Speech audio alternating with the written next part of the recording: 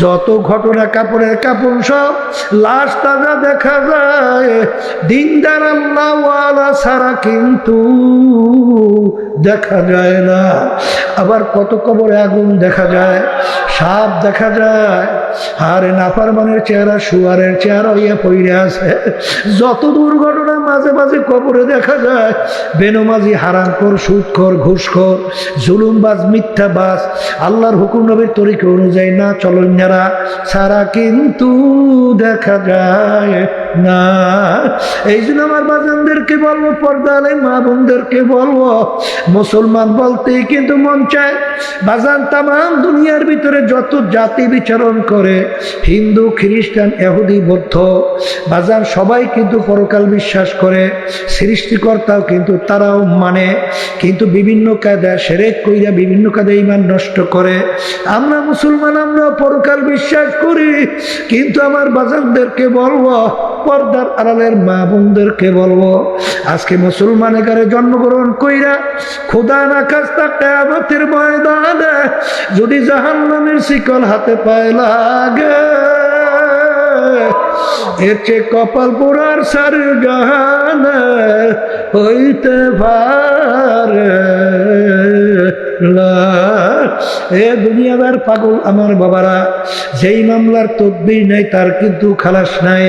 বাজান হাকিমুল উম্মত আশরাফ আলী থানভী রহমাতুল্লাহ আলাইহি, তিনি একদিন বয়ান করতে করতে হঠাৎ বয়ানের ভিতরে বলে, হে দুনিয়ার মানুষ, আমি আশরাফ আলী মনে একটা কুকুরের চেয়েও খারাপ হয়ে গেলাম। হুজুর, আপনি কুকুরের চেয়ে কিভাবে খারাপ হইলেন? ওরে দুনিয়ার মানুষ, আমরা অনেকে কুকুর বাড়িতে পালি, কুকুরকে আমরা কোনো ভালো জিনিসের ভাগ দেই না। আমরা গোশত খাই, হাড্ডি বাহিরে ফেলাই, মাছ খাই, কাটা বাহিরে ফেলাই। হাড্ডি কাটা খাইয়া কুকুর তার জীবনকে বাঁচায়, কিন্তু দেখো রাত্রে যখন মালিক ঘুমাইয়া যায়, কুকুর কিন্তু ঘুমায় না, সারা রাত্র মালিকের বাড়ি পাহারা দিতে থাকে, মালিকের যেন কোনো ক্ষতি না হয়। ভোরবেলা দেখবা কুকুরের চক্ষু লাল হয়ে গেছে, ওই সময় যদি মালিক কুকুরকে মারে, উচিত ছিল কুকুর মালিককে কামড় দেওয়া। ওরে নেমু খারাপ, আমি তোর কোনো ভালো জিনিসের ভাগ নেই নাই, বরঞ্চ তোর বাড়িও পরিষ্কার রাখলাম, হাড্ডি কাটা খাই আমার জীবনকে বাঁচাইলাম, তুই সারা রাত্র নাকটাই না ঘুমাও, আমি কুকুর কিন্তু ঘুমাই না, তোর যেন কোনো ক্ষতি না হয়, এই জন্য সারা রাত্র বাড়ি পাহারা দিলাম। এরপর তুই আমাকে মারো, তোকে আমি কামড়াইয়া রাখবো না। কুকুর কিন্তু তা করে না, কুকুর ল্যাজটাকে পেটের নিচে ঢুকাইয়া কান দুটো একটু নিচের দিকে নামাইয়া চক্ষু দুটো বুজু বুজু মালিকের দিকে তাকাইয়া মাথাটা একটু কাইত কইরা করুণ সুরে ডাকে, ঘেউ ঘেউ কইরা ডাকে, মনে হয় যেন বলে, মালিক তুমি আমাকে মাইরো না, তুমি আমাকে মাফ কইরা দাও। হাকিমুল উম্মত আশরাফ আলী থানভী রহমাতুল্লাহ আলাইহি বলেন, ওরে দুনিয়ার মানুষ, কুকুরটাই মালিক চিনল, আর তুমি আর আমি মানুষ হইয়া আমার মালিককে চিনলাম না। তোমার আমার চেনে মুখ আর আমার দ্বিতীয় থাকতে পারে না।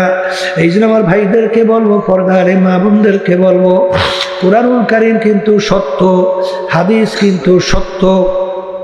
বাজার যদি সত্য হয়, বাজার আল্লাহ রাসূল সাল্লাল্লাহু আলাইহি ওয়াসাল্লাম বলেন, হে আমার উম্মতেরা, এই যে কবর দেখো, আল কবরু রাউযাতুম মিন রিয়াজিল জান্নাহ আও হুফরাতুম মিন হুফারিন নার।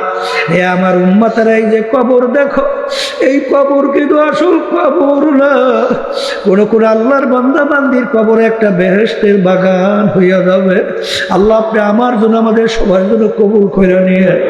আল্লাহ রাসূল বলেন, ও আমার উম্মতেরা, কোন নাফরমানের কবরের মধ্যে জাহান্নামের আগুন আইসা ভইরা যাবে।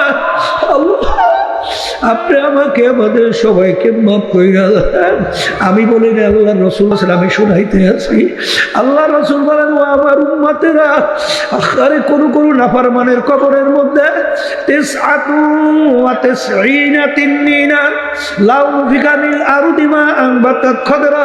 কোন কোন নাফরমানের কবরের মধ্যে একটা না দুইটা না 99টা বিষাক্ত সাপ জমা হইয়া যাবে। কেমন বিষাক্ত সাপ? যদি দুনিয়ার দিকে মুখ করে একটু ফুঁক দিত, ওই সাপের বিষের কারণে কোনো গাছপালা তরুলতা মাথা জাগাতে পারত না। কিয়ামত পর্যন্ত নাফরমানকে পেঁচাইয়া পেঁচাইয়া ওই সাপ নাফরমানকে ঠোকরাইতে থাকবে। আল্লাহ আপনি আমাকে আমাদের সবাইকে মাফ কইরা দিয়ে এ বড় লোক আমার বাবারা, ধনী আমার বাবারা, হে আরাম প্রিয় আমার বাবারা, আরে একটু মাঝে মাঝে একটু চক্ষু বন্ধ করো, নিরিবিলি মুরাকাবা করো। বাজার আমরা যে সূর্যটা দেখতেছি, এই সূর্য দুনিয়ার থেকে 9,30,00,000 মাইল দূরে আছে। সূর্য যেদিকে তাপ বেশি উপরের দিকে, তাপ কম নিচের দিকে। বাজার আরে গরমের দিনে দুপুরের সময় আর জমিনের ভিতরে পানিতে ভরা জমিন, গাছপালা ভরা জমিন, ঘর বাড়িতে ভরা জমিন, 9,30,00,000 মাইল দূর থেকে এই সূর্য যখন জমিনের ভিতরে তাপ দেয়, বাজান আমি তুমি সূর্যের তাপে সহ্য করতে না পাইরা কেউ দৌড়ায় বাড়ির ছায়ার জন্যে, কেউ দৌড়ে গাছতলায় ছায়ার জন্যে। ওই সময় টিনের চালে কাউকে যদি 1 ঘন্টা বাইরে রাখা হয়, মনে হয় আর তাকে জ্যান্ত তালাশ কইরা পাওয়া যাবে না। হে দুনিয়াদার পাগল আমার বাবারা, আল্লাহ রাসূল সাল্লাল্লাহু আলাইহি ওয়াসাল্লাম বলেন, কিয়ামতের ময়দানে আমার মালিক এই সূর্য 1 হাত বা 1.5 হাত মাথার উপর আমার মাওলা উপর কইরা ছাইরা দেবে। কিয়ামতের ময়দানে ঘর নাই, বাড়ি নাই, পানি নাই, ভাগুন নাও কোন জায়গা নাই। আল্লাহ, কিয়ামতের ময়দানটা তামার জমিন হবে সূর্যের তাপে। কিয়ামতের ময়দান পুইরা লাল চামড়ার মতো লাল হয়ে যাবে।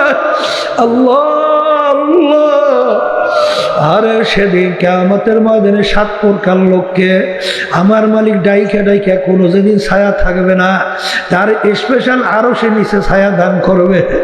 এর ভিতরে 1 প্রকার ওই যুবক, যেই যুবক তার জওয়ানিটা আল্লাহর রাস্তায় কাটাতে পারবে। আল্লাহ আপনি আমাদেরকে কবুল করে দিন। আল্লাহ, ওই নাই বিচারক ইনসাফকারী বাদশা, যে বাজার সিদ্ধান্ত দেওয়ার ব্যাপারে, বিচার করার ব্যাপারে ইনসাফ রক্ষা করবে। ওই ন্যায় পরায়ণ বাদশাকে মালিক তারা আরো সে ছায়া দান করবে। বাজার হুব্বু ফিল্লাহ বুগযু ফিল্লাহ, যারা দুনিয়ার ভিতরে মোহাব্বত রাখবেও আল্লাহকে রাজি খুশির জন্যে, এবং মোহাব্বত ছাড়বেও কার জন্যে? জোরে বলো, কার জন্যে? মোহাব্বত রাখবেও আল্লাহর জন্য, মোহাব্বত ভাঙবেও কার জন্যে? এই প্রকার লোককে আমার মালিক ডাইকা তার আরো সে ছায়া দান করবে। আমার বাজানদেরকে বলবো, পর্দাদের মা বোনদেরকে বলবো, বাংলাদেশের ভিতরে তাম দুনিয়ার মধ্যে বর্তমানে যে নীতি আদর্শ অনুযায়ী দেশ চলছে, রাষ্ট্র পরিচালিত হইতেছে, এই নীতি যেটা নাকি প্রচলিত গণতন্ত্র, এর প্রবক্তা হলো প্রাক্তন প্রেসিডেন্ট আব্রাহাম লিঙ্কন আমেরিকা। তিনি এই প্রাক্তন প্রেসিডেন্ট প্রচলিত গণতন্ত্রের থিওরি দিছিল, government of the people, by the people, for the people. তিনি এক কথায় বুঝায় সমস্ত ক্ষমতার মালিক জনগণ। জোরে বলো নাউজুবিল্লাহ। আমরা যারা মুসলমান, আমরা কি বলি? By the Allah, for the Allah, of the Allah. সমস্ত ক্ষমতার মালিককে, আইন দেওয়ার মালিককে, মারুইনা বাসুইনা মালিককে।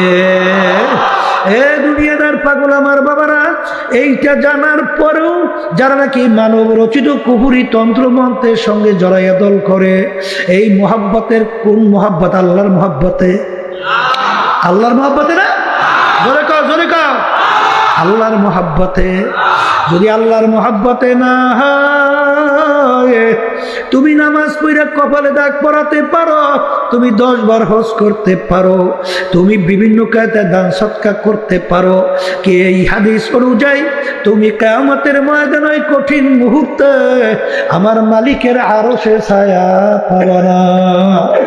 হুব্বু ফিল্লাহ বুগজু ফিল্লাহ, মোহাব্বত রাখবে কার খুশির জন্যে? আবার জোরে বলো, মোহাব্বত ছাড়বে কার খুশির জন্যে?